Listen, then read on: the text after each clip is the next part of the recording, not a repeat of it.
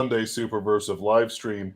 I am your host, Benjamin Wheeler, and today we are going to be talking with Dale. Excuse me. We have a friend called David Ahlquist, but we Mhm. have Dale Ahlquist here to discuss Chesterton, some of his works, answer some of our questions, and talk about some of the things that he's promoting within his organizations. Mr. Ahlquist, how are you doing today? Great, thank you. I could tell you I have a late brother named David. So David Ahlquist. When you started to introduce me as David Ahlquist, I was looking around me to see if he had emerged from the grave. But God bless you guys. Yeah. My condolences. I've also That's all right. lost a brother in some time ago at this point, so I understand. Well, So, good. oh, I'm sorry. Go and speak your mind. No, I'm very happy to be with you, gentlemen, today, and thank you for inviting me. And I'm always ready to talk a little G.K. Chesterton. So fire away, gentlemen. Excellent. So, Ben and I have been reading some Chesterton to catch up for the meeting. I was already a fan. So, my opinion of Chesterton, as I explained to Ben, it's like there are some people whose opinions I hold in very extraordinarily high esteem to a certain level of reverence. Like everything they say, I'm going to at least take seriously and go like, okay, even if I don't agree with this, where am I probably wrong, or what am I misunderstanding? Chesterton is on that list of people, and that's how I view him. Orthodoxy, especially, but really in all of his essays. I think you can get what I mean when I say there's this distinct impression when you read Chesterton where he says something that I've never heard in my life anyone say. And then after he said it, it is so obviously true that it has permanently altered my way of thinking. And it's honestly, orthodoxy is full of this. Uh, the first few chapters of Orthodoxy, he has a whole section where he points out that the people who actually go mad are the logical ones, and because they're trying to fit the world into a logic that it simply does not have, or at least that we can't comprehend. Uh, and that in fact, and because of this, it drives them mad because the world is not fitting what they want it to be. I've never, if I'm being honest, that never occurred to me once in my entire life. I never would have put it in that way. And then after I read it, my reaction to this was, oh yeah, obviously that, of course that's true. How did I not know that?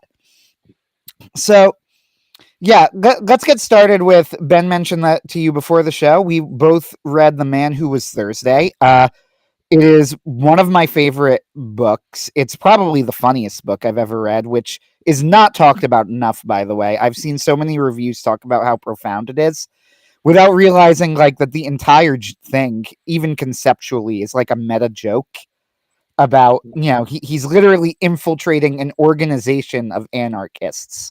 The self-contradiction is in the very nature of the thing, uh, which is already extremely funny. But what we're wondering about, and maybe you could give us some insight, what to make of the ending of The Man Who Was Thursday, because this is one of the most, and this is probably one of the most discussed Chesterton topics, because the ending of The Man Who Was Thursday is so surreal and bizarre. I described it to Ben when I first read it that it feels unsatisfying, but in a good way. Like it's not satisfying because there is no satisfying answer to this question, and Chesterton is just being honest. Well, thank you, Anthony, for that was just a great setup. I want to start by reacting to the very first thing you said, which was your your perception, which is really profound and correct, of when you're reading Orthodoxy and Chesterton in general, that you're saying, if I don't get this, then I've got to figure out where I went wrong, because you can tell he's telling the truth. You can tell he's getting to Mm-hmm. something very profound, and he's expressing it with such precision and wit that you know he's onto something, and if you don't get it, you want to catch up with him.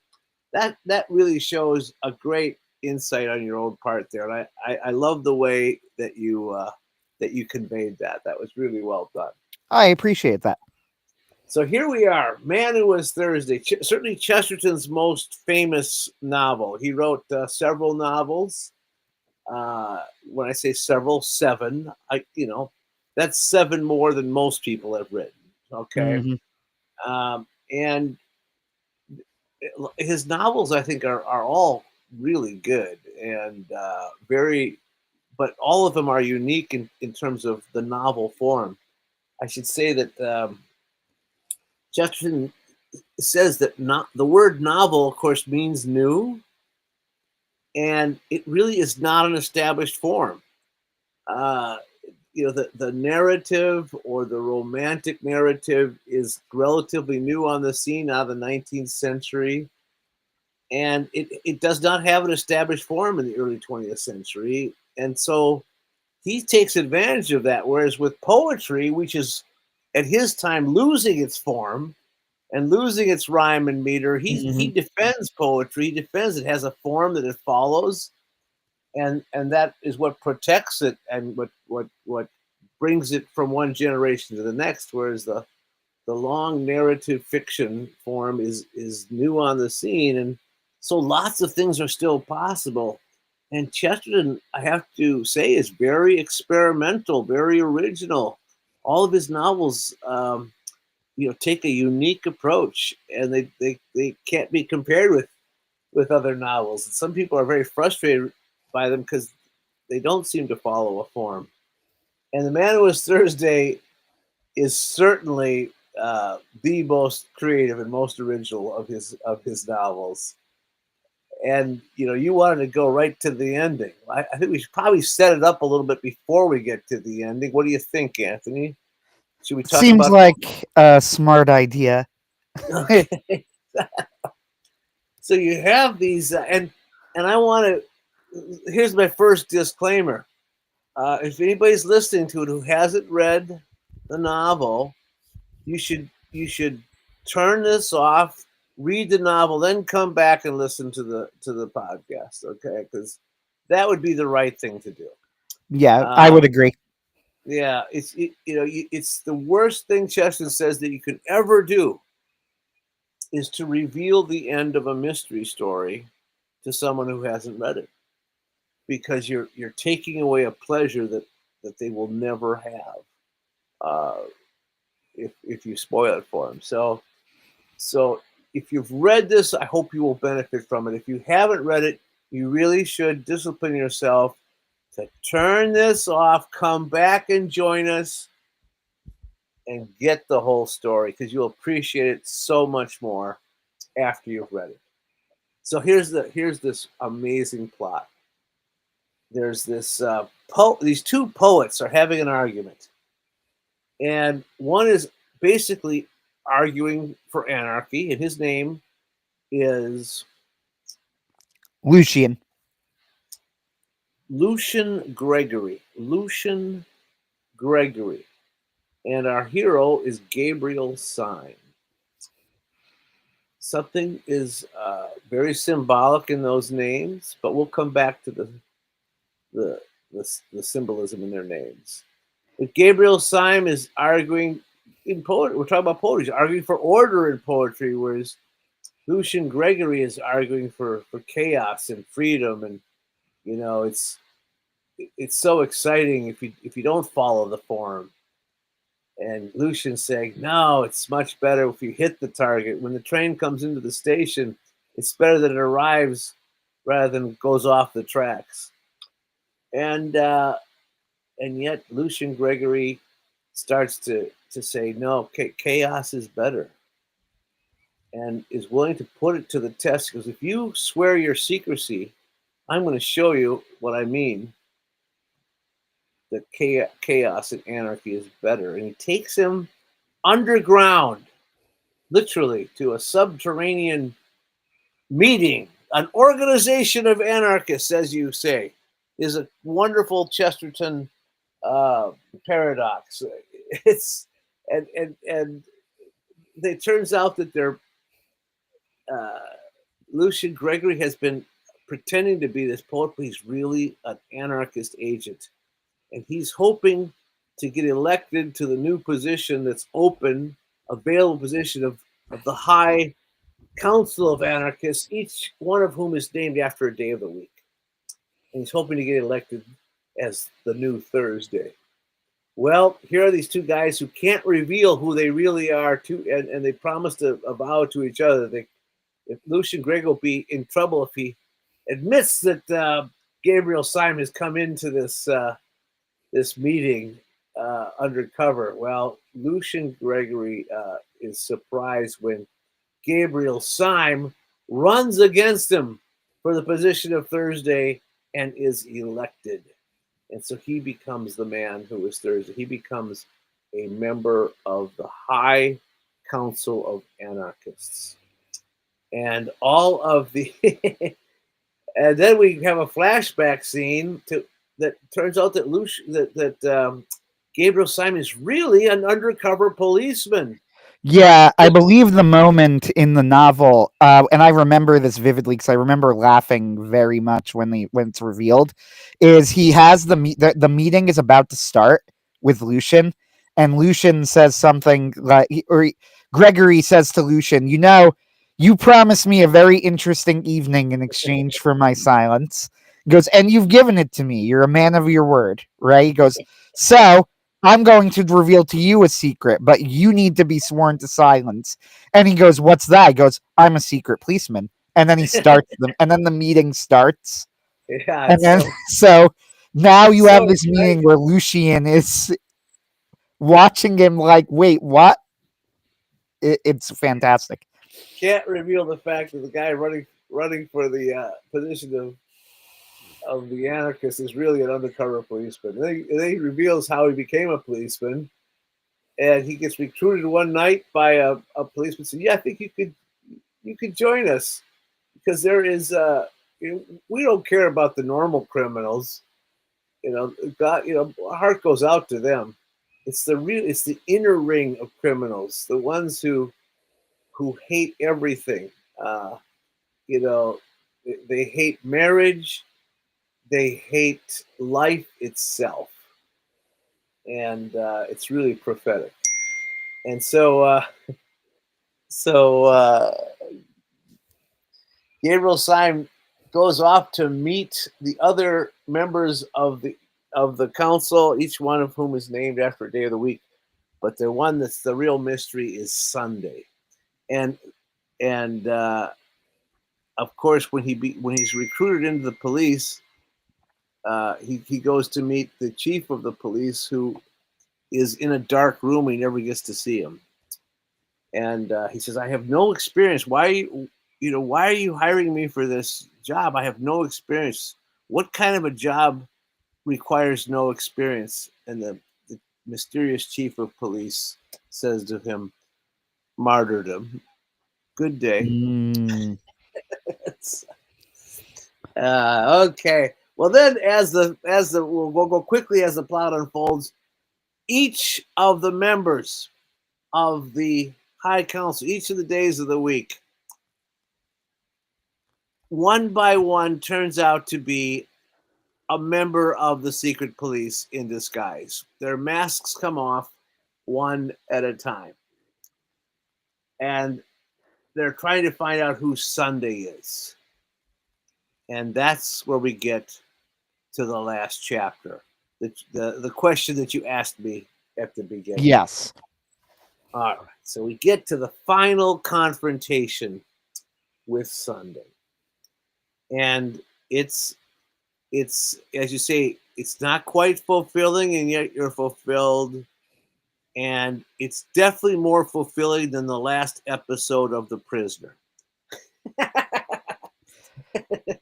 I don't know if you've ever seen the famous cult favorite of the 1960s. I do know the reference. It's famous enough that I know about the ending being very. But what we do find out at the end is that that Sunday is that chief of police who had recruited all of these guys to be undercover anarchists, uh, and and and so that's quite a revelation for him. And then he sits and he has a final dinner with them and say, we who have struggled together so long. And then along comes, of all people, Lucian Gregory, the original anarchist who on a bet got Gabriel Syme to go underground. And he tells Gabriel Syme, you haven't suffered. You haven't suffered. You really haven't been through anything yet. And Gabriel Syme is not only deeply offended, but outraged. Oh, yes, we've suffered. We too, yes, we have suffered. You don't know what we've been through. And the last thing that Sunday says to them all is, can you drink the cup that I drink of? And his face becomes as large as the sun and the sky. And suddenly it all bursts and they emerge from the underground in the light of day. And it's as if it has all been a strange and crazy dream. And people do forget that the subtitle of the book is A Nightmare. Yeah, that's always made me wonder as well, because I've read the book. It doesn't come across to me as a depressing book. Certainly, it's very much about suffering and the nature of suffering, but it doesn't. I never took the ending to be a depressing ending. But No. then I thought about it more, and I'm like, well, that's the nature of a nightmare, though, isn't it? You always wake up, which Right. is what happens. And it's a great relief to wake up. But also, if you think back at everything he goes through, there are nightmare elements in it. There are things when the world seems to be just absolutely coming apart. In fact, if you go back and read different scenes, in one scene it's snowing, in the other scene the sun is out. The weather doesn't make any sense. The characters actually all do very strange things. And there's also this continual unmasking throughout the entire story. And that's one of the things that happens in a nightmare, is that people change their faces. Their faces melt off, they become someone else, or they remain the same person but with a different face. That's a typical thing that happens in a nightmare. What's the other thing that happens in a nightmare? There's always this constant chase, this constant trying to find catch the train, as it were. How many nightmares have you had where you're just trying to get to the thing, to accomplish the thing that's the whole point of the dream, and you never get to it, right? You never get to it. And so there's that nightmare quality to it. But what Chesterton himself said is the interpretation of the book, which makes all the sense in the world. And it goes back to what you said, Anthony, at the very beginning, your description of it's not satisfying, and yet it is. Mm-hmm. We talk about suffering, right? What is the other great book about suffering? Book of Job. The Book of Job. Chesterton's favorite book of the Bible. His favorite book of the Bible. And he wrote more about the Book of Job than he wrote about any other book of the Bible. In fact, I think he wrote a lot about Scripture, but if you combine his writings about Job, it might be equal or even more than what he wrote about everything else, the Gospels and the Psalms and the prophets and the creation and the story of Israel. Why is Job such an important book? Chesterton says it's one of the greatest books of ancient literature. It's right up there with the Iliad and the Odyssey. Chesterton says, we read the Iliad because all of life is a battle. And we read the Odyssey because all of life is a journey. And we read the book of Job because all of life is a riddle. And let's quickly recap the book of Job. Here's Job. He's a good man. everything's going well for him. And there's God, and God is talking to who? The adversary. And says, have you seen my servant Job? And the adversary says, yeah, he's all happy and likes you and everything because everything's going well for him.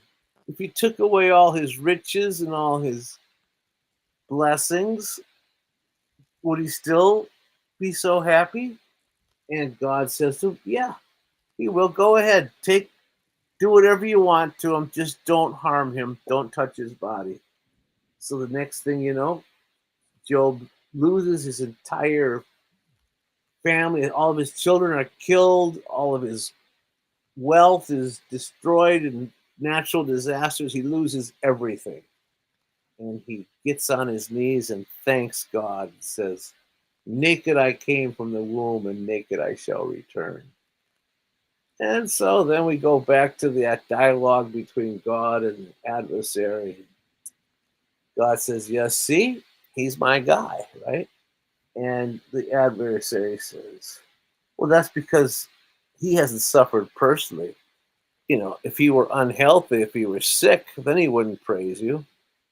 And God says, okay, you can inflict him with disease, you just can't kill him. And all of a sudden, then Job is just stricken with boils on his body, and he's in great pain and great suffering. And his suffering is then doubled. His dear wife says to him, curse God and die. And then his friends come along and say, Job, you must have screwed up somewhere. You somehow have offended God. Confess your sins. And Job says, I know I didn't do anything wrong. I did nothing to deserve this. I did nothing to deserve this. Protests his innocence throughout. And of course, that is what every person, every human being has felt at some point. What did I do to deserve this? I didn't do anything to deserve this. It demands that God answer. Well, Job gets his audience with God. God appears to Job. And God says to Job, Job, you've had your questions.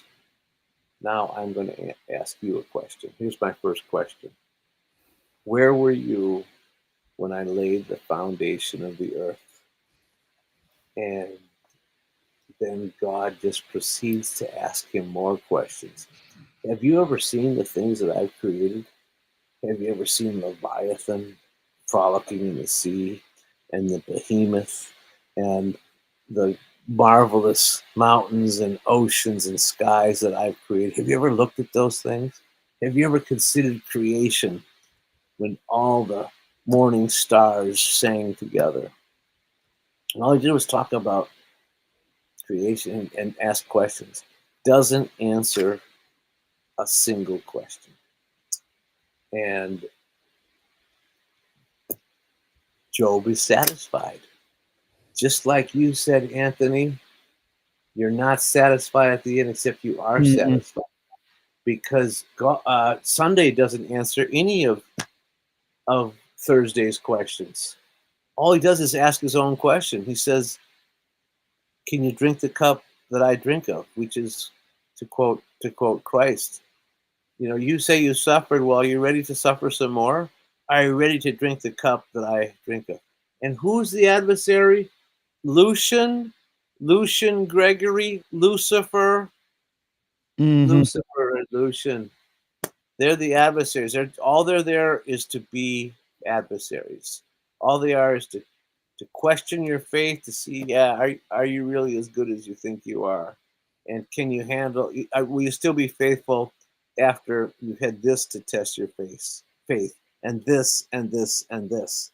Because at every moment, Gabriel Syme, Thursday, is facing something that's incredible and unbelievable, and his world keeps falling apart. And of course, Chesterton is so amusing and so entertaining. We forget how much Gabriel Syme is suffering throughout this story, because it's such a delightful story. It's a page turner. You want to see what happens next, and then you get to that conclusion, and it's, oh, what was this all about?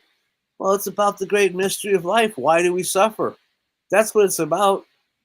And the answer is that God has something more than we know about. That's why he gets to ask his questions. God actually is in control, and if he's smart enough and powerful enough to create the entire universe, he might know something more than you know, and he might have a plan that you don't know about.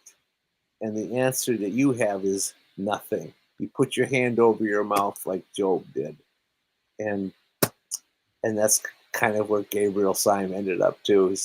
There's nothing to say here. Yeah, exactly. That's the impression I always got of the ending was that, and what I meant when I said that too, and you're right, you get the exact same impression at the end of the book of Job, right? That Right. there's no good answer, but that's because no answer would ever have satisfied you.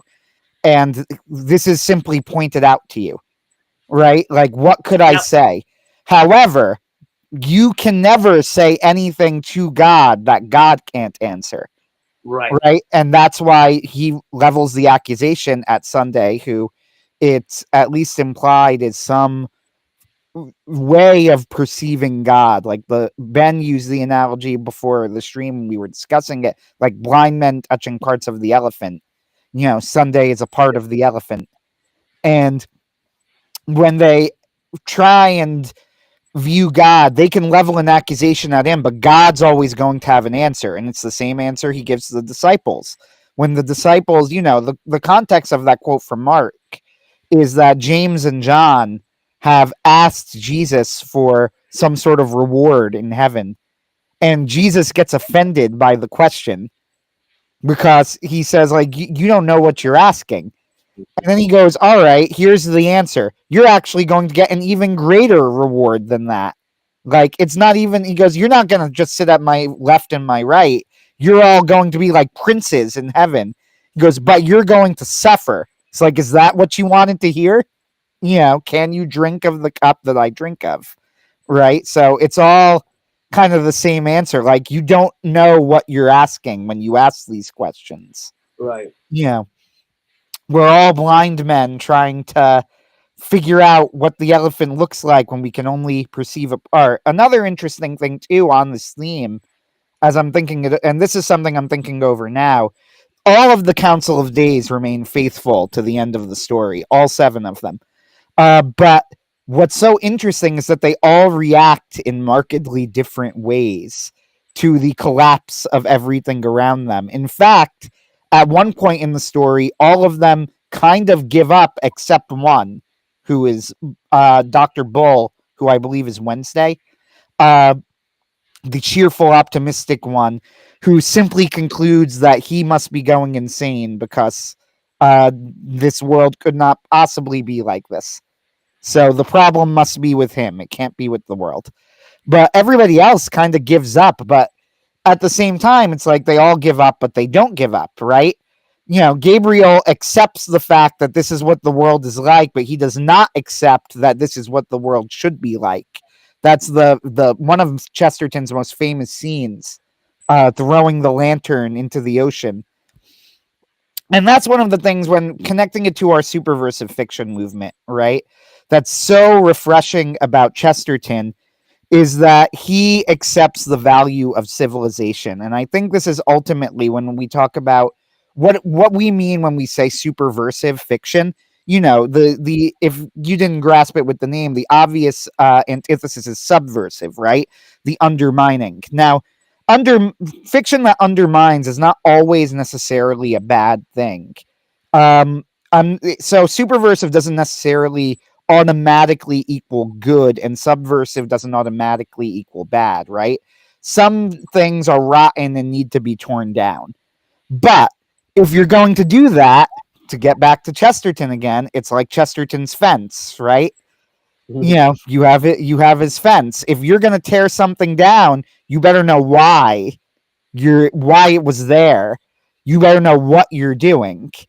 when you tear it down. And that's kind of the distinction we make. Like when we look at is a piece of fiction superversive? Well, it's about the destruction of this evil part of society. Right, but do you have a plan? Is there something you're supporting in its place? Like, or are you just saying, let's destroy? Chesterton is making this point in The Man Who Was Thursday over and over again, that destruction, this idea of destruction and chaos as poetic is nonsense. It actually doesn't make any sense, right? Like, think about it. What? And it's very funny, but it's also very profound. His signed speech about the trains being more poetic than the bombs. It's funny, but if you think about it, it's like, no, really though, how is he wrong? Like, there's really nothing incorrect about what he's saying. Like, the very fact that we are able to create these trains is a marvel. It's a miracle. It reminds me of there was a comedian who said something like this. I think Louis C.K. It doesn't really matter who it was, Louis C.K. or something, but he says everything's amazing, but nobody's happy, right? And he goes, I got on a plane. He goes, I flew through the air like a bird. He goes, from one end of the country to the other in hours. He goes, this same trip, people used to be born and die on the way to and from the place that we just got in a couple of hours. He goes, and the man on the plane started complaining because there wasn't Wi-Fi. He goes, like, what's going on?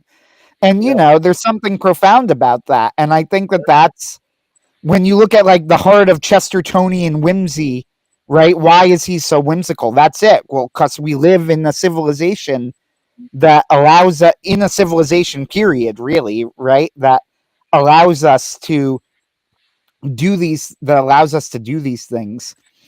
Yeah, Chesterton says the world will never starve for want of wonders, but only for want of wonder.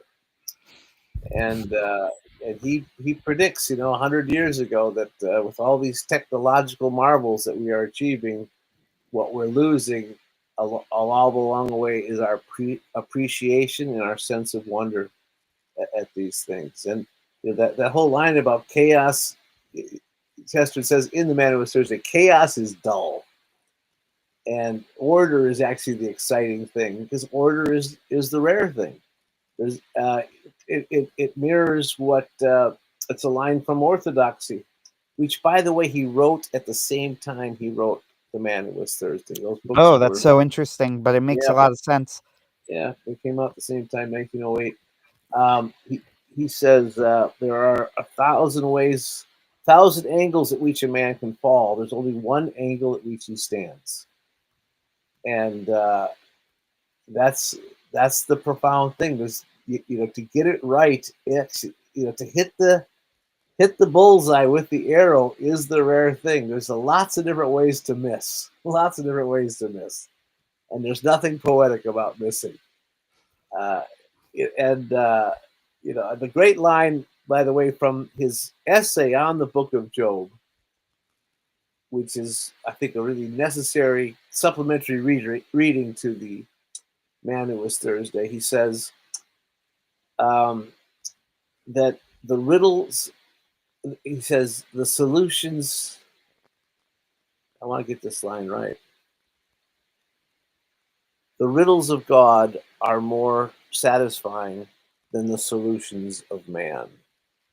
The riddles of God are more satisfying than the solutions of man.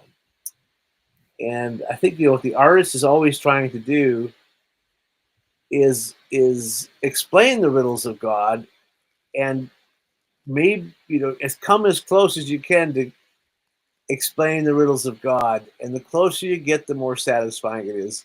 But there's always more. There's always something just beyond our grasp, and that's satisfying. So one of the things that was on my agenda to ask was, I wanted to do, let's try something slightly more challenging to Chesterton. It's one of the few times I read him and I didn't immediately go, oh, you're definitely right. So this is in Orthodoxy. He has a section where he talks about democracy. Now, it's pretty early in the book after he goes through all of the heresies of like the era, Right. you know, and Yep. then he talks about democracy, and he calls tradition and democracy of the dead, and he confesses, and he talks about how he's a major supporter of democracy, which he says is simply his way. He views it as simply a way of giving like the common people a voice. Now, on this show, Ben and I discussed Thomas Aquinas in the past, and he has a document. I don't know how much or how well you know your Aquinas, but he has a document called De Regno, which is a fascinating document. I highly recommend if you're interested in government, taking a look at it. It's easily findable online. Now, in De Regno, Thomas Aquinas goes through multiple forms of government, including he goes through democracy, he goes through various things, and he makes the argument that the best form of government is a monarchy. Now, Aquinas actually makes the argument, to be clear here, from entirely practical terms. He is not arguing for like a principled push for like, monarchy is the only valid form of government or anything like that. He would not say that. He did not say that. A republic or a democracy could be a valid form of government, as could many other things. However, he went so far as to say that he considered democracy to be the absolute worst form of government. He considered it to be worse than a tyranny. It's been a bit since I read it, but I think the argument was something along the lines of like it would be harder to get rid of a tyrannical form of democracy than a single tyrant.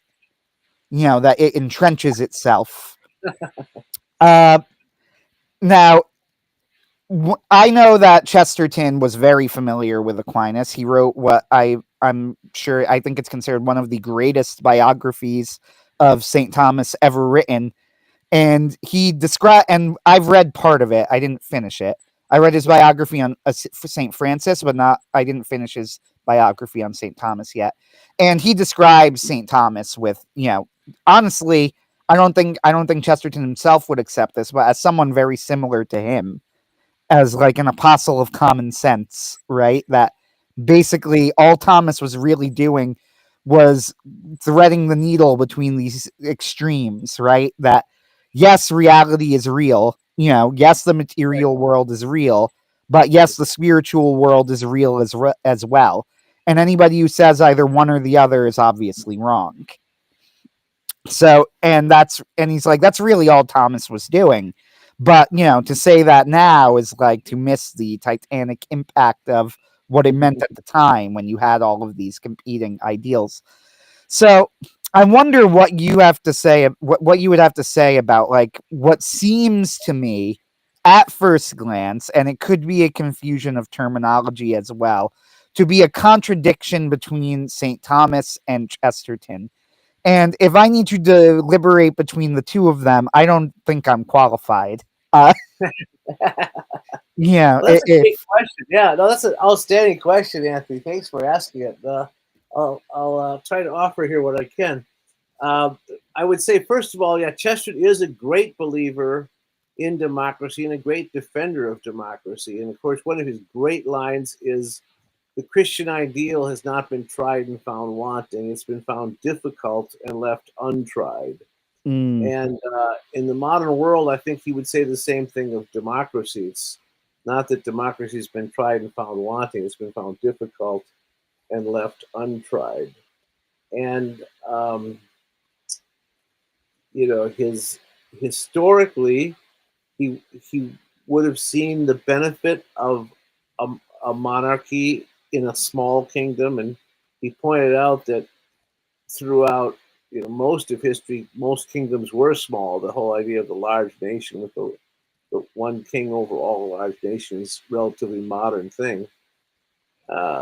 That's why in the fairy tales, you go from one kingdom to the next. Right? There was a day's ride from one kingdom to the next. And his whole point about the monarchy in the old times was that the monarchy actually protected the people from an aristocracy. In other words, from the rule of the rich and powerful, because the monarch was on the side of the people. He represented the people against the aristocrats, against the rich and powerful. And that's why the king was beloved of the people, because he took care of them. He was watching out for their rights, and that's why he knew he'd always have their support. They would come to defend him, and he would protect them. He would protect his kingdom and protect the rights of the peasants. And that's why Chesterton saw the value of the monarchy against the aristocracy. And that was always his great fear, especially in the modern world, that the people would lose their rights to the elite, to the rich and the powerful, and would have their rights trampled, whether it was governmental or commercial, hudge and gudge. And so he says democracy is the first form of government. It's the most primary form of government, and it is this thing called self-government. That's literally what it means. It means governing yourselves. It's the people ruling. And self-government is the other word for freedom, right? And self-government doesn't mean doing whatever you want. It means doing what you should and controlling what you do. Self-government literally means self-control. It means you make good decisions, but you get to make them. They're not made for you. And it's the Catholic principle of subsidiarity, that the things which most directly affect you, you should be able to control yourself. And the most important decisions in your life should not be made by other powers over you. They should be made by yourself. And so Chesterton would favor a small government. He'd favor a local government, just like he'd favor a local commerce. And we call it localism, and that's what his preferred government is. And that's, most people want freedom. They want to make their own decisions.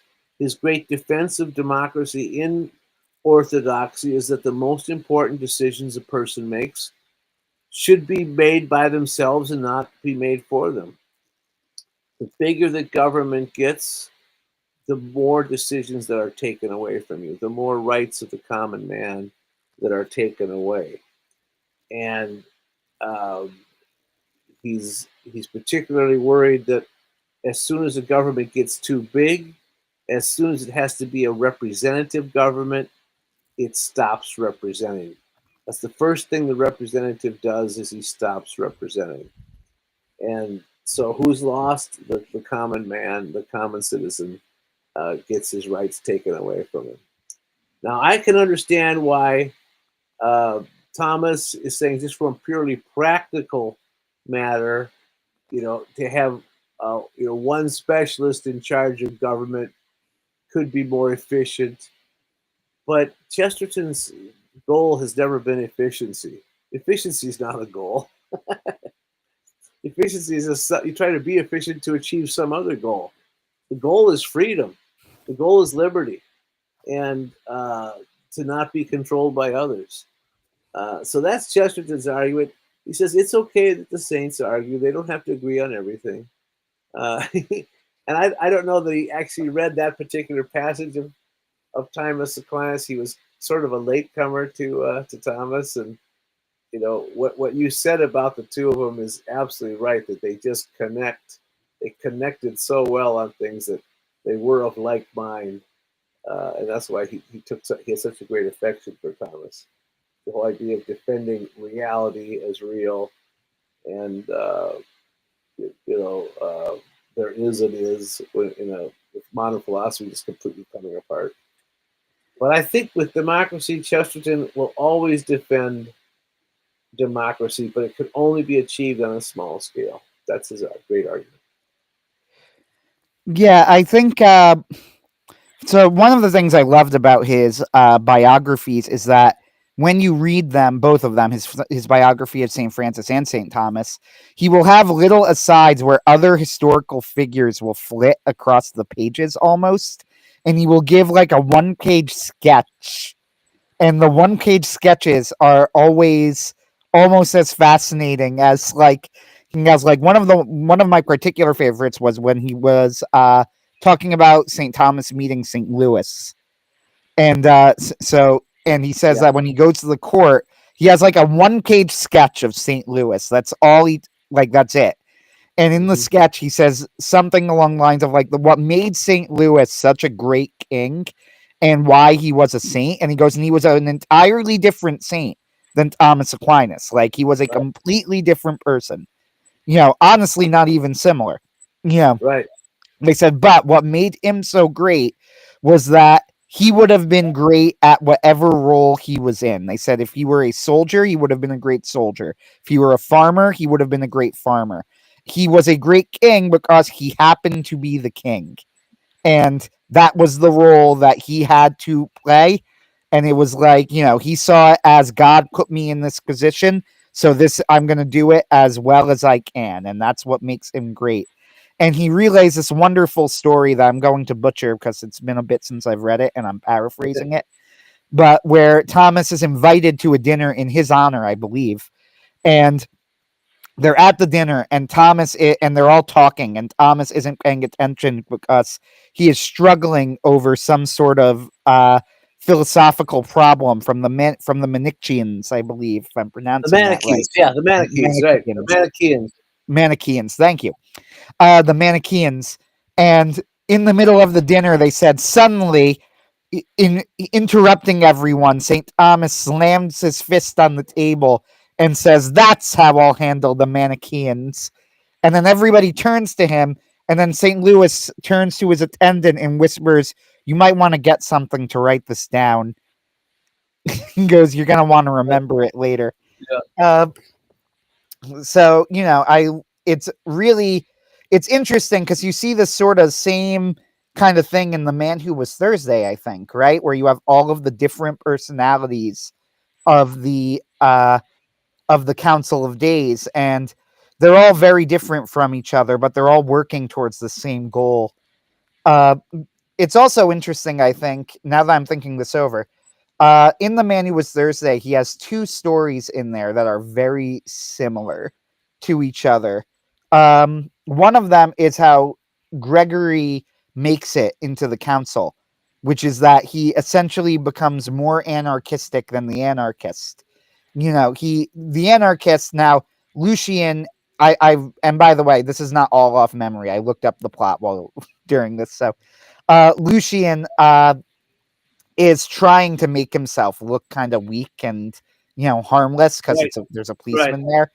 So that's when Gabriel takes the opportunity to give a fiery anarchistic speech that everybody admires, and that's how he gets elected. Well, something similar happens with another member of the council, which is the Professor de Worms. Which has always been my favorite story in the entire book because I found it hysterical when I read it, that he has a debate. He's an actor who dresses up as Professor de Worms to convince the crowd that he is the real Professor de Worms. And they have a debate over who can be more nihilistic. And he finally wins the debate. He thinks he lost. He says, because he's out argued me, I've just gone one step further. Like, no, you're not being nihilistic enough. And finally, the nihilist goes, like nothing matters, and this is clearly a lie. This is absurd. He says, so I did the only thing left I could do, and he says some sort of nonsense word, and it was complete nonsense, and that convinced everyone that he must be the real Professor de Worms. So the actual Professor de Worms wanders the street, and everybody thinks he's insane. And he is now, and everybody just assumes that he's Professor de Worms. That's great. What strikes me about that story was that, in a way, it's actually similar to the way that Gabriel got onto the council. Because both of them are going up against someone with a philosophy that is ultimately can only go bigger, right? it can never end. It doesn't terminate at any point, right? So you could always win a debate with them simply by saying, well, you're not being extreme enough. And that's exactly what both of them do. Yeah. They engage in this debate, and then the end point of both debates is, well, you're not being extreme enough. And that ultimately convinces people that, well, they must really be true believers in this. And there's a similarity here, I think, to Flannery O'Connor as well, who I think I don't know of any Flannery O'Connor Chesterton connection specifically, except insofar as they were both Catholic. Right. But I've never found any direct connections either. but I could see the indirect philosophical connection here because, like Chesterton, I think, realizes in The Man Who Was Thursday, O'Connor has also correctly realizes that nihilism is like a dead end, that there's nowhere else, that it just stops, right? You can always just get bigger and bigger and bigger, but you're never going to actually get anywhere with it. So that's why her stories, as she points out in her stories, she described herself as someone who stands at the top of the cliff or stands at the bottom of the cliff to shout to the people at the top. Because she says that nihilists don't actually know, right, how bad it is. Just like the person at the bottom of the cliff does not realize he's at the bottom of the cliff unless he looks up. And if you're at the top of the cliff, you can see everything. So she says, my goal is to scream from the top of the cliff to get the attention of the nihilists. So that's why Flannery O'Connor's stories are so grotesque and so dark. She's kind of making the same point, I think, that Chesterton's making. Yeah. Which, Chesterton uses paradox in the same way to get to, he says paradox is truth standing on its head to get attention. And Flannery O'Connor uses the absurd, the grotesque to draw attention to the truth, to draw attention to the condition of humanity in its present derangement. And Chesterton just turns things upside down so that we'll see them as if we're finally going to see them for the first time. And that's what he's always trying to do. Truth comes as a surprise. He says, I don't know if there's any way other to reveal it than as a surprise. It's one of the reasons why he's such a great mystery story writer, because he knows how to surprise us. He knows how to surprise us with the things that we already know. That's his great gift. He tells us what we already know, but it comes as a surprise when he tells it. So I wanted to talk about, this is something I've always told people because I read it somewhere years ago and I could never find the source. And as years have passed, I have wondered, did I imagine this? So maybe you can help me with it. So Charles Dickens and Chesterton. Now, Chesterton, we know, he was a great fan of Charles Dickens. I believe he wrote 2 different books of criticism on Dickens, if I'm not mistaken, at least one. Yeah. He wrote a whole book on Dickens, and then he wrote an introduction to each of Dickens' novels. That's what I'm thinking of. Okay. Which is an excellent read, by the way, and I was very pleased to see that he is a great fan of A Christmas Carol, which I've always considered Dickens' best work, and my personal favorite. And I would have been disappointed if he followed, I think, what is now like kind of common critical consensus as saying it's like a lesser Dickens, but he does not. He respects A Christmas Carol greatly. Anyway, what I have always told people is that Chesterton is one of the main reasons we read Dickens in schools, because he was essentially falling out of critical favor. But Chesterton, who was a critic, essentially like he reignited this. He made the idea of Dickens as a critical author, right? An author worthy of critical analysis, respectable. Because before that, it was not respectable to view him as a real quote unquote author, right? Yeah. And now we read Dickens in schools, and this is actually because of Chesterton. Right. Okay, good. So I am correct. I was correct on this. You are correct. Chesterton actually led the revival of interest in Dickens when he was starting to fall out of favor and starting to fall out of popularity some 25 years after his death. That's when authors either are either they disappear or they're revived. And Chesterton was responsible for the Dickens revival, and just like we're having a Chesterton revival now. But what his great praise of Dickens is that he represents the common man. He's the voice of the common man, and people were just drawn to that. They were drawn to his characters, to his narratives, his humor. They're just such enjoyable characters. Chesterton's own favorite book of Dickens is the first novel, the Pickwick Papers. What's so excellent about Chesterton's essays on Dickens that I noticed is that he is clearly quite effusive in praise of Dickens. Like, he's very clearly an admirer, but it's all tinged with it's full of real criticism as well. Mm-hmm. But the criticism is in this, it's with the tone of somebody who is criticizing with respect, right? Like, but it's not contentless, it's not like he's just writing no, these are actually all flawless works of genius. Chesterton didn't say that and wouldn't say that. I don't know if he has said that about anyone, maybe Shakespeare. He's come close. His great gift as a literary critic, which I think is always underrated, is that this is what I think is so good about him, is that he doesn't tell the audience what they should feel. He tells them what they do feel. He explains their own feelings and their own reactions to them. And then you read that, you go, oh yeah, that's what I was thinking when I was reading this. But then at the same time, he will offer you insights that you didn't have by taking you inside the story so you can walk around inside this fictional world that an author has created. And Chesterton becomes your guide as you're exploring this world. And it's just a fascinating art form, literary criticism, because it makes a work of fiction come alive and you actually are inside of it. And he says, in that sense, the critic can say things that would probably have made the author jump out of his boots. but all those things are fair game because the author has created this world.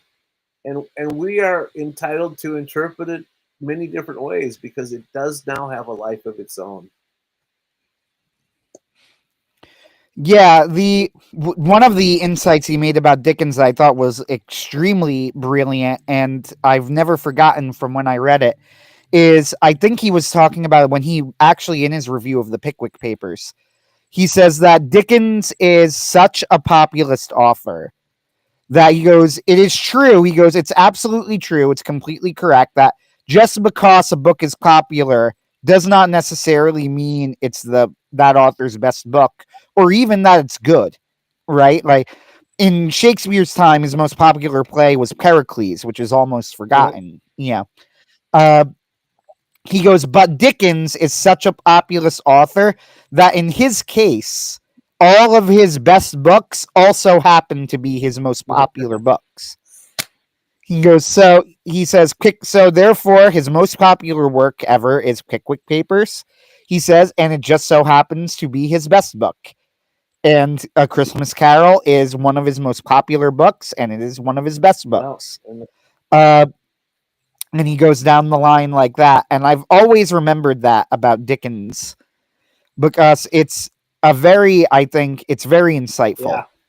Yeah, similarly, he says on Bleak House, he says Bleak House is Dickens' best novel, but it's not his best book, which is to say that as a novel, it's just perfectly crafted, and it is. It's just an amazing masterpiece, and yet it doesn't achieve the greatness that some of his other books do, which are technically not as, well crafted. Yeah, exactly. Not quite as well crafted, but Bleak House is fantastic.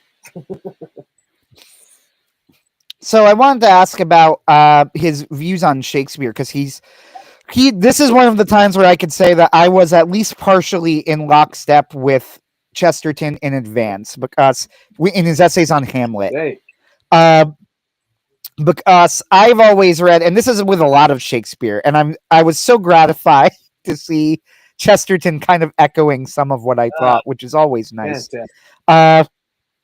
So when I read, like, I remember this, I'm going to say it about Othello, but it's also true with Hamlet as well. Like, I remember reading it down, everybody's always telling me that the big thing with Othello is jealousy. It's jealousy, it's jealousy. And it is, that's a theme, right? But I've always read it and I've been like, okay, but he did check.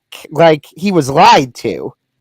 You know, like, it is jealousy, but that seems to be more of an oversimplification. And similarly in Hamlet, where you go, oh, you know, Hamlet's become a thing. It's like someone who dithers and doesn't act. And it's like, is that really true though? Like, it seems like he's taking precautions, but he is acting throughout the story. Right.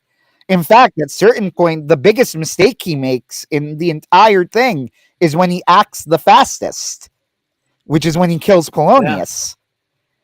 Yeah. It's at every other point when he doesn't act, he's being properly cautious. You know, so, and it was so gratifying to read Chesterton basically say the same thing. He has an essay that's more or less like everything that everyone's ever said about Hamlet is completely wrong.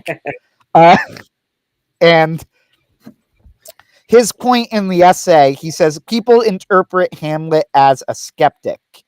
He says, and that's because of the famous speech, right? The to be or not to be. Mm-hmm. He says, and this is a profoundly the opposite of true. Right.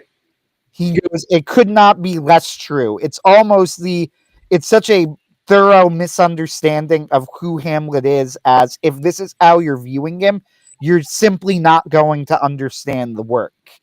That, in fact, Hamlet is a poet, almost, like a romantic. They said what makes him not a skeptic is that a skeptic would see the ghost and would immediately say, there is no way that could be real, right? Like, Scrooge is the skeptic, right? What's Scrooge's reaction to meeting the ghost?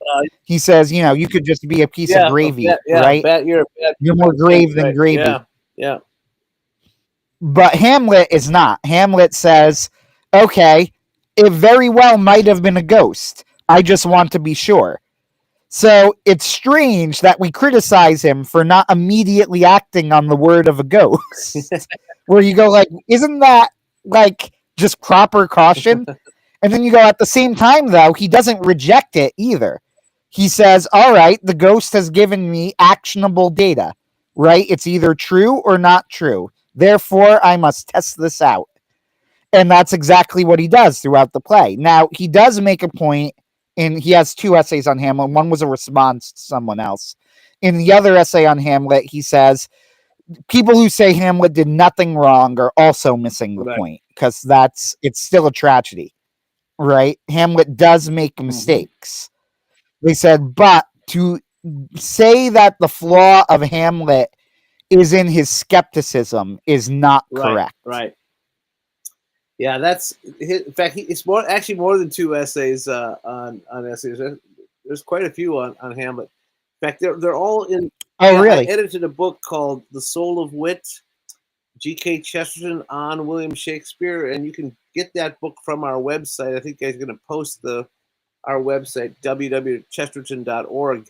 Get the book, The Soul of Wit, G.K. Chesterton on William Shakespeare. He writes a significant amount, Chesterton does, on Hamlet.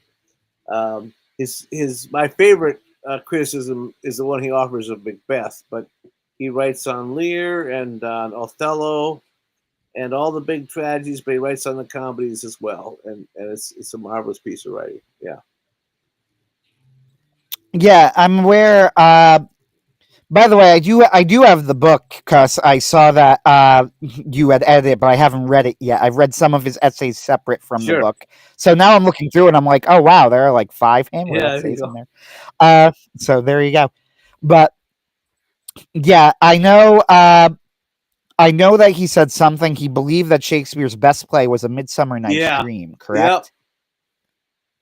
Yep. Which I've actually seen a production of, which was quite fun.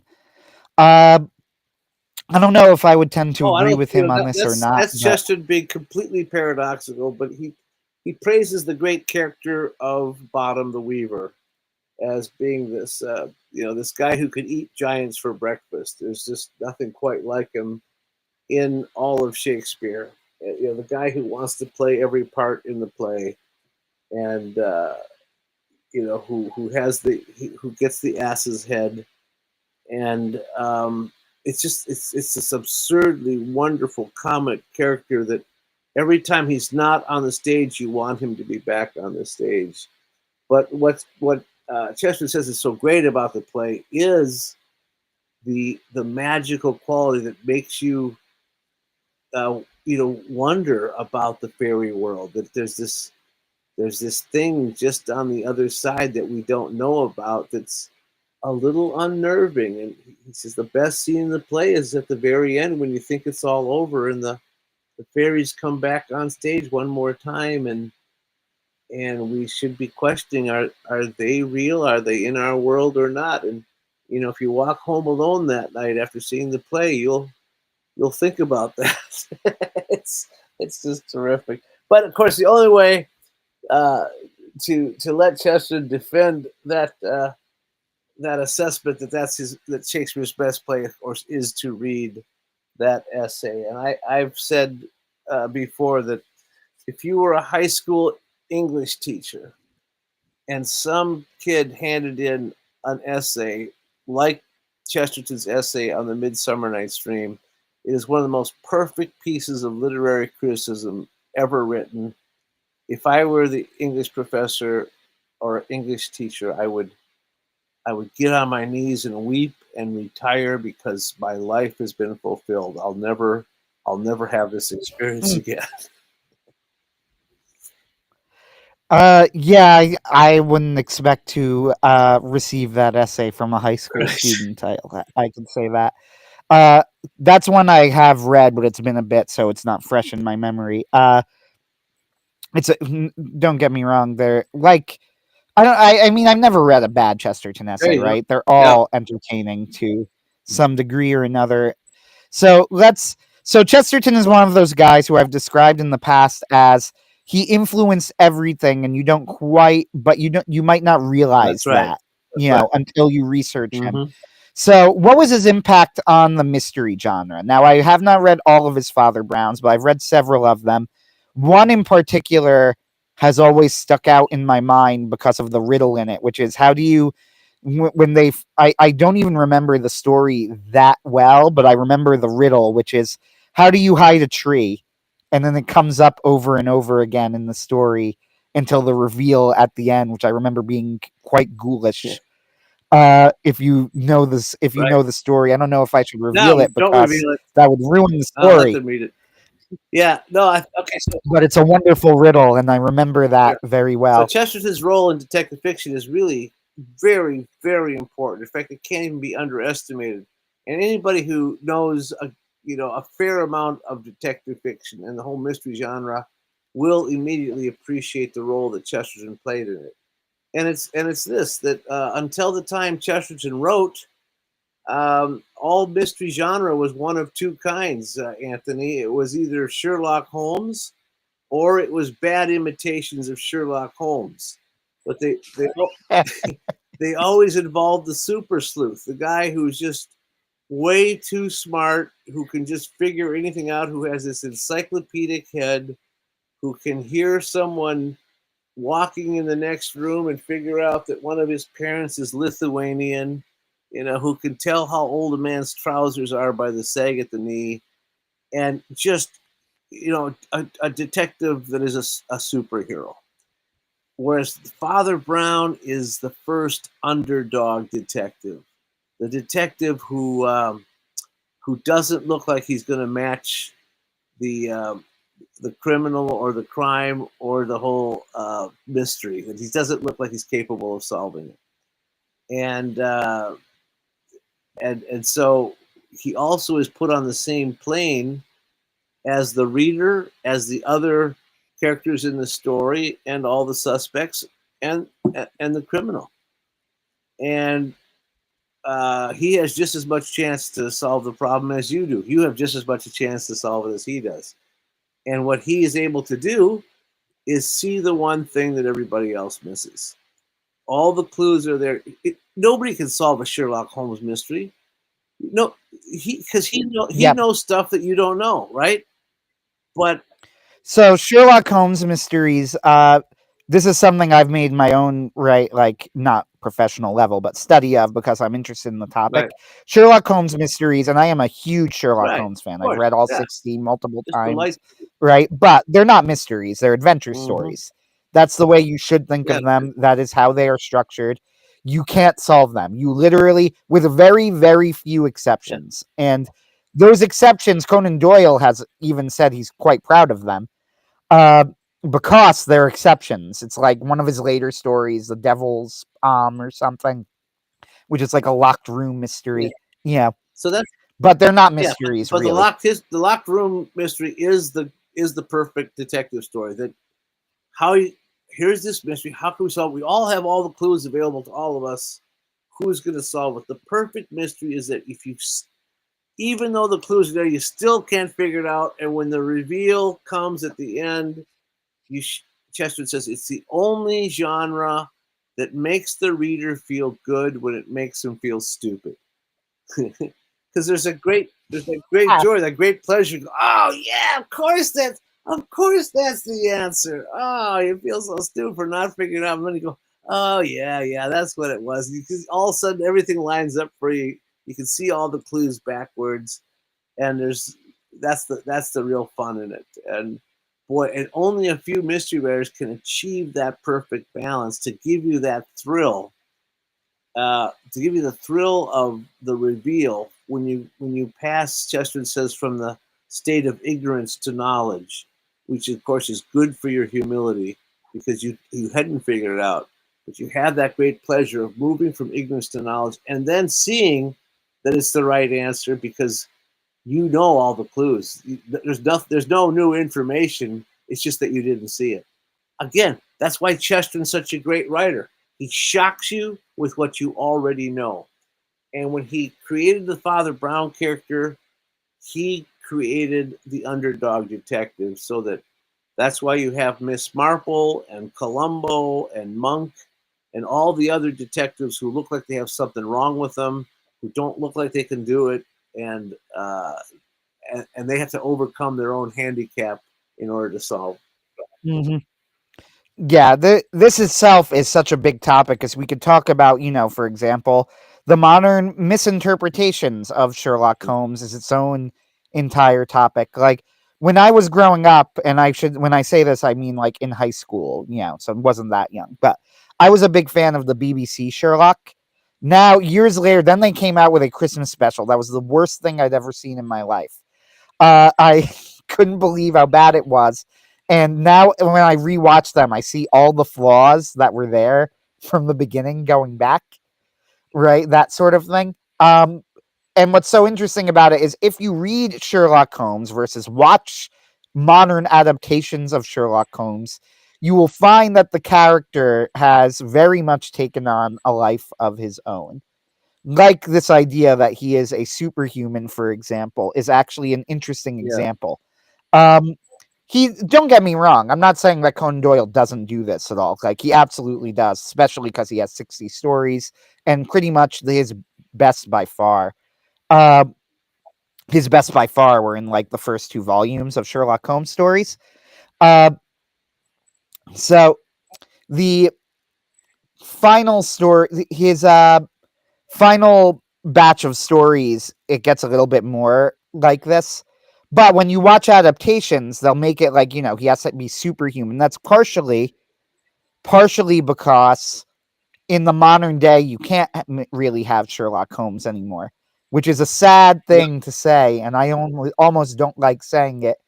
But one of the things about Sherlock Holmes that's so interesting, for example, is that Conan Doyle correctly predicted modern police practice. You see this in a study in Scarlet. The police go in, investigate the crime scene, and Sherlock Holmes kind of slyly criticizes them because they've messed up the crime scene. Well, as it turns out, Conan Doyle was completely correct. This was fiction, but he was right. You don't mess up a crime scene. Now the crime scene's cordoned off, and people are much more careful around it.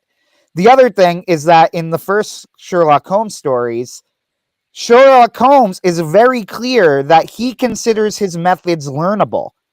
Like that it's not some native ability that he had. He actually talks to Watson about, oh, there's a gentleman in France who is just as good of of a crime solver as I am. He just lacks my knowledge of, criminology, because I know, I have memorized all these cases. He says, well, he'll get there. This is something that's lost. Like, if you have modern Sherlock Holmes, you can't have anybody else be able to be Sherlock Holmes, right? That would defeat the point. So that's never really included, this idea that what Holmes does is even theoretically learnable. It's interesting with Father Brown is that his sidekick ends up, his sidekick turns out to be his former adversary. His nemesis his nemesis converts and becomes his sidekick. And of course, Yes. he knows all about crime because he was a criminal, right? That's a wonderful twist. Yes, Father Brown. Yeah, the first Father Brown story, I will say, I wouldn't consider the I wouldn't consider the first Father Brown to be a pure mystery, because if I recall, the story is that a detective is tracking the criminal whose name I forget.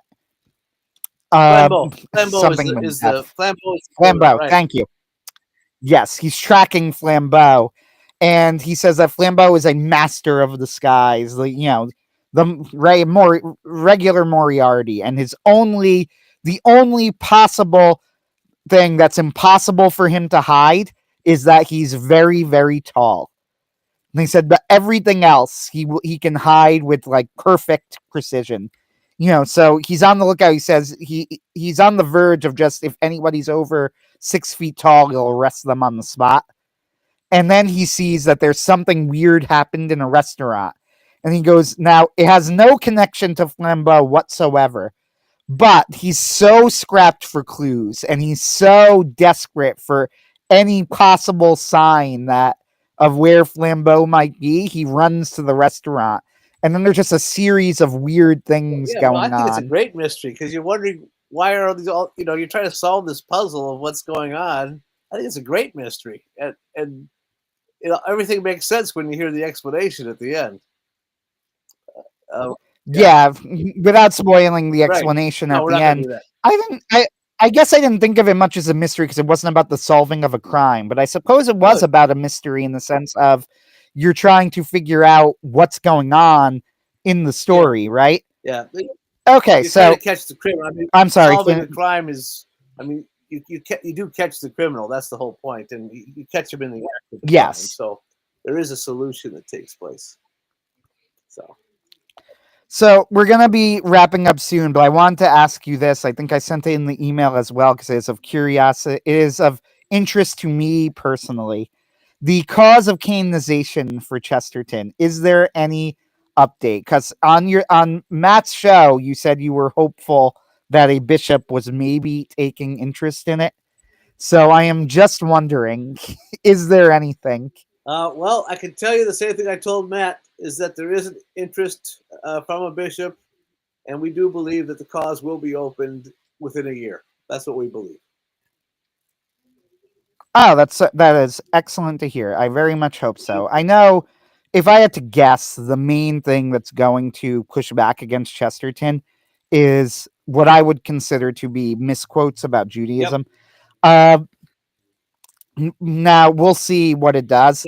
I'm going to call. Just so you know, Anthony, I'm working on a book to kind of address that issue, and I will probably finish the book very soon, and we'll get that into print, and so we'll have that issue addressed when those objections come in. That's excellent. I'm happy to hear that. I know he was such a great friend with Balak, and Balak has a book called The Jews that I've seen people bring up, but I have read the book, and I said, no, I actually highly recommend this book. It's quite profound. I said, for one thing, he predicted 20 years in advance the Holocaust with alarming accuracy. Yeah, they both Chesterton and Belloc predicted the Holocaust, and they weren't anti-Semitic. They criticized the Jews, but they criticized other people too. It's just a very unfair charge, but it's usually made It's Mhm. usually made out of ignorance or deliberately twisting things or taking them out of context, as Chesterton said.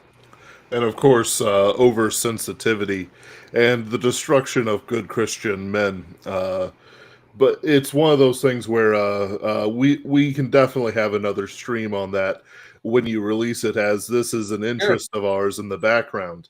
Be happy Uh, to. we're not, shall we say, obsessed with the firstborn covenant, I guess, or something like that.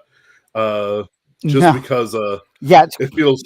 let's be clear here. When we say an interest, we mean like we have brought it up in the past. It's not the main Yeah, that's focus. right. And that's my whole point about Chester. It's not his main focus either. But we can address it. The issue comes up, and I'm perfectly happy to talk about it. I'm very confident that Chesterton can be defended on this. It's absolutely a false charge. Mm. Uh, Yeah, from what I've seen, I agree. yes. Mr. Ahlquist, would you give us some final words? Yeah, sure. Thank you so much for inviting me on your show. It's very interesting, and I'm really pleased to hear and know that someone is just going at Chesterton from a literary angle, looking at his books and discussing them. These are rich, rich texts, and we hit on some good ones tonight. We hit on his wonderful novel, The Man Who Was Thursday. But I'm glad you brought up Dickens and Shakespeare too, because Chesterton's literary criticism, I think, is the most unappreciated thing about him. And I want to repeat one thing that I said about his literary criticism, and then one other thing after that. Chesterton doesn't tell the audience what they should feel, he tells the audience what they do feel. And that's my analysis of his literary criticism. Chesterton is, I call him the apostle of common sense. He gets inside our heads and shocks us with a truth that we already know. That's his great gift. That's why he's such a great mystery writer and why he's such a really a divine teller. He gets at a common truth that we all recognize to be true. But that, Chester says, the great secret is to look at a thing 1,000 times and then finally see it for the first time. And that's what is still doing 100 years after he walked this earth. He's a great pleasure to read. Come and learn more at chesterton.org. Get our magazine and see how else Chesterton is continuing to be relevant in our world today. Thank you very much, sir, and thank you for joining us. Next week, for our listeners, we don't have many plans, but we will certainly think up an interesting topic for you. A shout out to the people at UATV. I hope the stream's going well on your end, as well as to our friends over on YouTube. Thank you for listening, and I hope that you'll join us again next week.